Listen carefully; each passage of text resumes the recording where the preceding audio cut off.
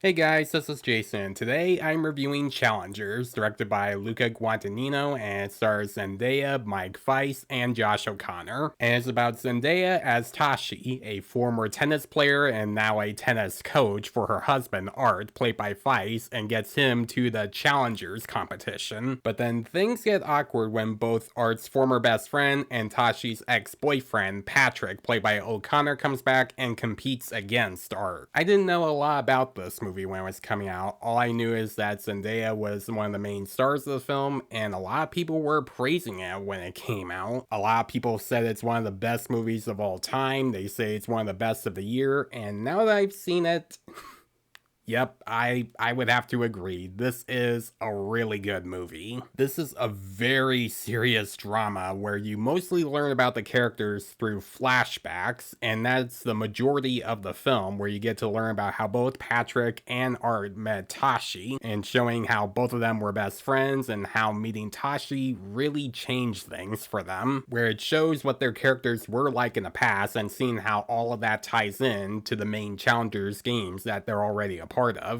In that past, showing how horrible things happened to all three of them, causing them to do and say some pretty terrible things, making this film feel more cynical and very mean-spirited. Now, those flashback scenes are sprinkled and scattered around throughout the whole film, where you see flashbacks that take place 13 years into the past, and then when we cut back to today's time with some characters doing some things, we then cut to another flashback that this time around takes place 12 years into the past, meaning that this film requires you to pay attention to what time this movie is focusing on, seeing how it goes from the past to now, and then going back to another part in the past, and then back to now. And that is a very interesting part in the film, where you get to learn more about the backstory that later ties into the main Challengers game. The acting from everyone here is solid, especially Zendaya, who I do like in some of the other films, like the Tom Holland Spider-Man films and Dune Parts 1 and 2. And I do think she's a good actress, but here,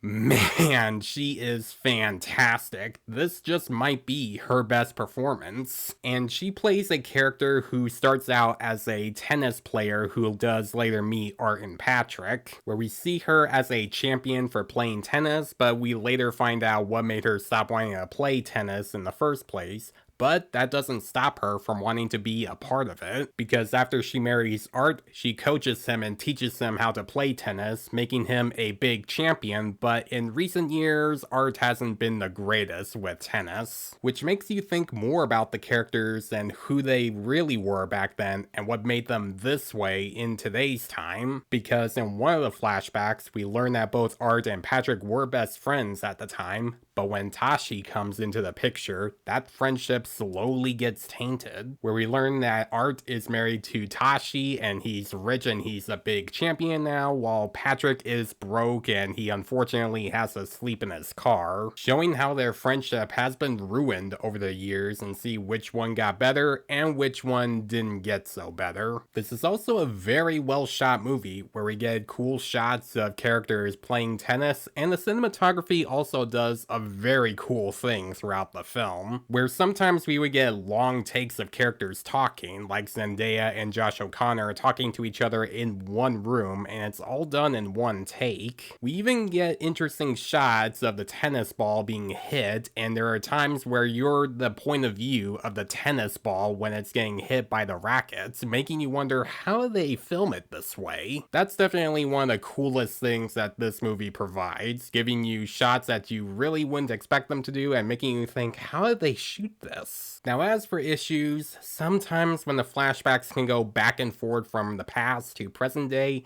it can be a little distracting, because after we're done with one flashback, we cut back to today's time for 10 seconds, and then we cut back to another flashback. Then after that's done, we cut back to present day again for 10 seconds, and then we get to another flashback again, which can be a good thing because you want to keep the audience's attention attention on what's going on throughout the entire film, but for me, I would have liked to at least have a couple of more scenes in today's time for the characters to breathe on what's going on. And my last issue, which is a small one, where they talk about a movie that does relate to an actor that is in this movie that feels like the movie is kind of spiking the camera a bit, where it feels like the movie is saying, hey, audience watching, you get this movie reference? Because this actor that we have for this film is a part of this franchise, which it feels like the movie is saying that. I mean, some could find that part cool, but for me, I would have been fine without it. Challengers is a great movie with good acting, really good cinematography, an intriguing story, and a plot that makes the idea of feeling a champion can be great, but it can also do some bad things to both you and the people around you if you're letting the idea of being a champion get into your head. I do recommend watching this film if you haven't yet. It is so far one of the best movies of the year, up there with Dune Part 2 and Civil War. I'm gonna give Challengers an A-.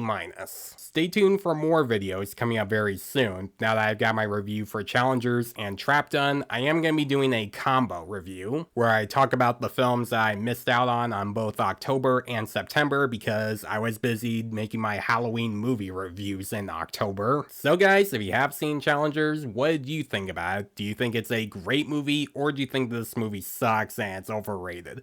Let me know in the comments below. And as always, if you like this video, please leave a like and subscribe to my channel so you don't miss a thing, because it helps my channel grow. Hit the notification bell so you know what other videos I'm posting. Follow me on Facebook and Instagram. Thanks for watching, guys, and I'll see you in the next one.